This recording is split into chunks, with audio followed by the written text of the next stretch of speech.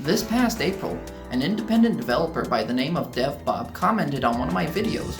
We then went to private DMs where we spoke a little more, and he provided me a Steam key for the beta version of the game he is working on. It's called Hardtrace, and it goes up to 12 players locally and online. Quick disclaimer, yes, I received this game for free, but there was no contract, condition, transaction, or anything like that. I wasn't even required to make a video. I'm making this video because I want to. Everything I say in this video is my honest opinion of the game. On top of that, at the time of recording this video, the game is not released yet. The opinions I have and the footage you'll see is based on an unreleased beta version of the game. There will be more features and changes as time goes on. With that being said, I really liked what I played so far. First off, what is Hardtrace? Have you ever seen Tron? The light cycle section is basically what this is. You drive around leaving behind a trail that you and other players can crash into. That's not all. Take a look at this gameplay. You see these? Those are portals. During a round, there will be portals and rooms that drop in and out. You can also create your own portals as a way to either get out of a sticky situation, gamble at getting to where you want, or just trying to mess with another player. There's these little glowing orbs you can pick up to accumulate points. You have 9 minutes to collect them, and the player with the most points at the end wins. That's just a very brief overview of the game. In each time-stamped section of this video, I'll go more in depth with specific parts of the game. But before that, I want to talk about what intrigued me the most about this game. Those of you who are familiar with my channel know that I have a bit of an obsession with games that can host 8 or more players locally. No internet required, just one TV with one copy of the game, and a bunch of controllers for everyone to use. So far there have been only 2 games that exceed the 8-player limit, M.O.D.O.K and Pico Park Classic Edition. Both of these games support up to 10 players locally. You can use 10 controllers on M.O.D.O.K, and I assume that's the same case with Pico Park Classic Edition, however, I haven't actually tried that. Hardtrace has exceeded these 2 games by bumping up the maximum amount of players to 12. How is this possible? The solution is a bit interesting. 8 players use controllers while the remaining 4 share a keyboard. Sure, it works, but squishing 4 people on a single keyboard is physically inconvenient. However, there is a simple solution to this problem. Just plug in more keyboards! Now everyone's got their own controller. We're ready to game now, right? Technically, yes. However, there is one more factor to keep in mind. How much space do you have? The past few years, space has never been an issue for me, but that's also because 8 people can fit in most places. And most of the places I go have plenty of space. For those unaware, I have a toolbox, I have a Steam Deck, and I have a Nintendo Switch. Sometimes I host game nights at big places. Most times I'm invited to game nights or big events where I bring my gamer toolbox and set up a station for people to play. While some of these events were at friends' houses and apartments, most of these events were held usually at a church. One of these was even held in a mall. And as most of us are aware, churches and malls have more than enough space for 8, let alone 12 people. This time, however, I had to record gameplay footage for this video, which meant playing the game on my desktop, which also meant hosting this beta test at my house, where my desktop is. And as you can see, I physically can't fit 12 people on this couch. So I came up with a plan. I have internet at my house. I also have multiple devices at my house. And all of those devices can run Parsec. As you can see, I have my Steam Deck plugged into a docking station with Parsec running and 3 controllers plugged in. Turn over here, I've got my old PC set up with Parsec running as well. Over here, I've got another docking station hidden behind the monitor, which is where I will plug in my tablet, which I don't have plugged in right now. And finally, if I get a 12th player, I have this laptop, which I can set up downstairs. You can also see I printed out these little controls for each of the players so that they know what their buttons are and what those buttons do.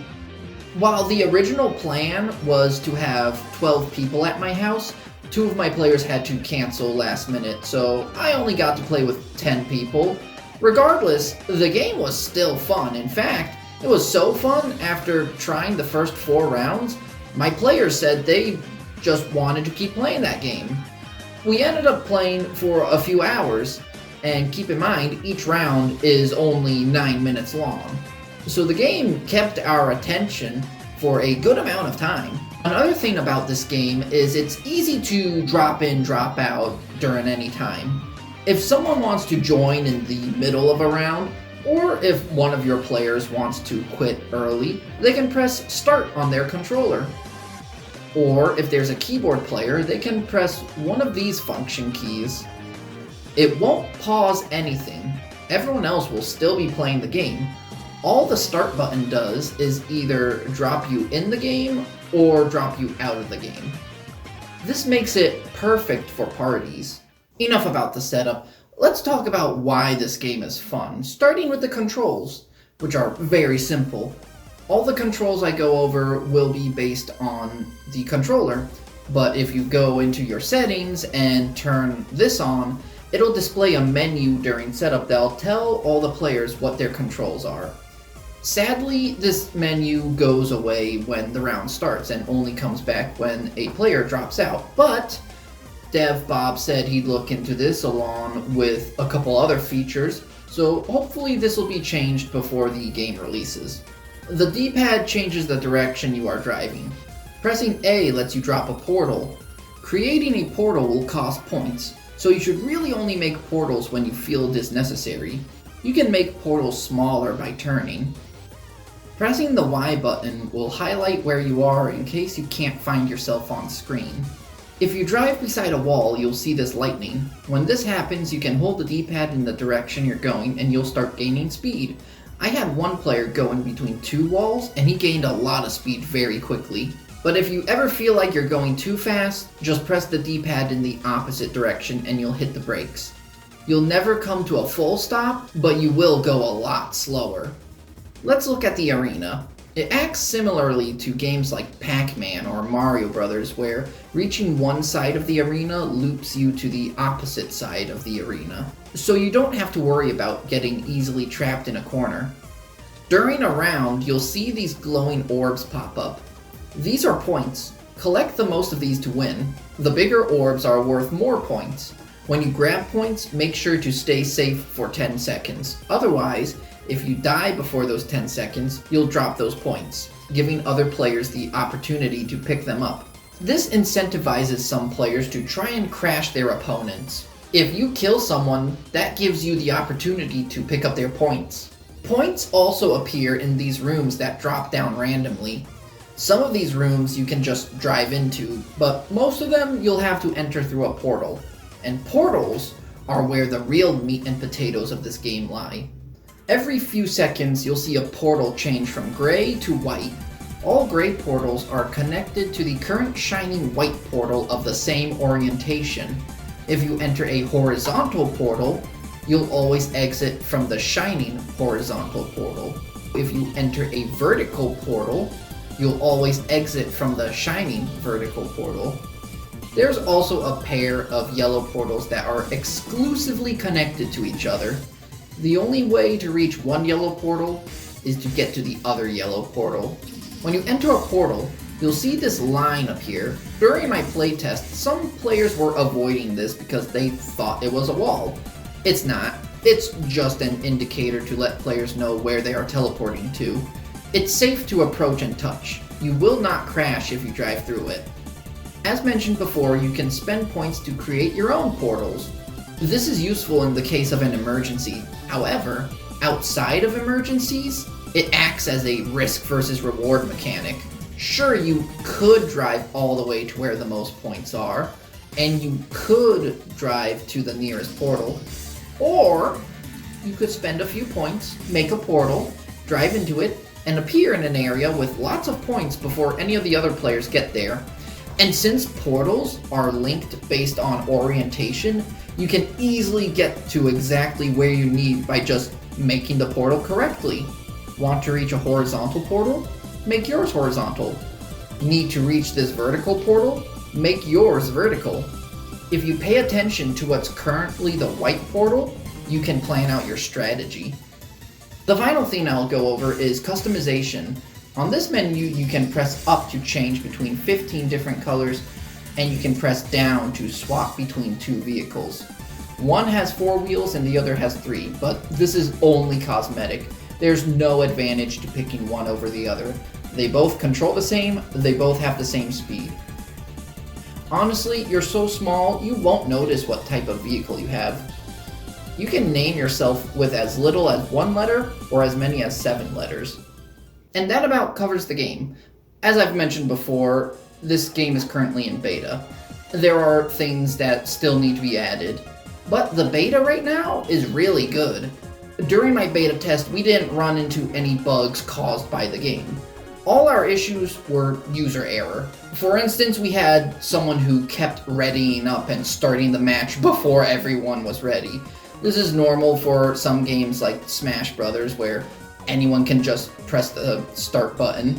There was also an issue caused by Parsec, where the people upstairs had their X and Y buttons swapped. This was not the game's fault. This was purely on Parsec. There are controller settings within Parsec, and for some reason, Parsec swapped the X and Y buttons. So if you're using Parsec, just make sure your controller buttons are correct and you're using the host's resolution. After that, we just learned the game as we played and got a better understanding of it. Just in case people were wondering, yes, the game runs flawlessly on the Steam Deck. In fact, you could run this game on any hardware. The game is only 120 megabytes. No need to mess with settings or anything, just boot it up and play. And yes, just like the last game I talked about, I am once again the only person who has made a ProtonDB report for this game. To be fair though, this game is not publicly available and has only been provided to select individuals. That leaves us with 2 final questions. When is Hardtrace coming out, and how much will it cost? Truth is, I don't have a definitive answer to these questions, but I can tell you how you can find them. Go on Steam, add this game to your wishlist, and when the game releases, you'll get a notification.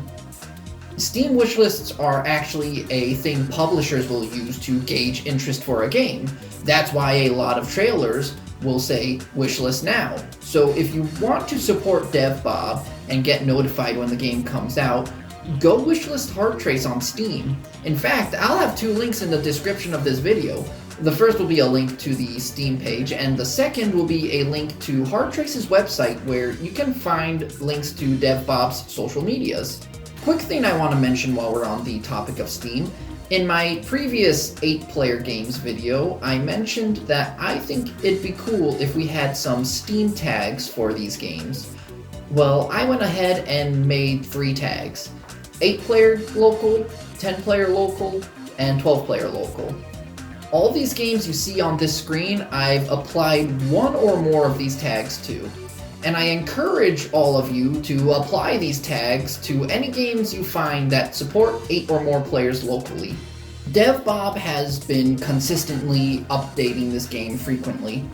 In fact, when I first received my Steam key, the main menu was completely different, and about a week later, he updated it with the current menu.